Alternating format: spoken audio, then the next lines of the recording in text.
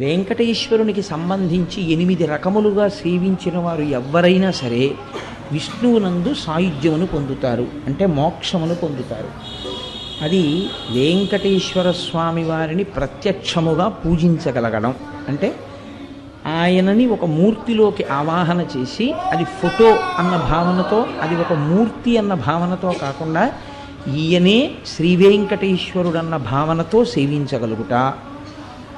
రెండవది ఆయనను స్మరించుచుండుట, వెంకటేశ్వరుని గురించినటువంటి స్మరణ. అందుకే స్మరణాత్ ఇష్టవర్షిణం.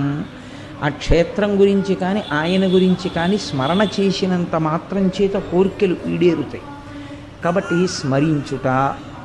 3, ఏ పని చేస్తున్నా ఇది వెంకటేశ్వర స్వామి వారి కార్యం అనుకుని చేస్తుండడం. అలా అనుకుని చేసేటప్పుడు ధర్మ వ్యతిరేకమైన కార్యం చెయ్యడానికి అసలు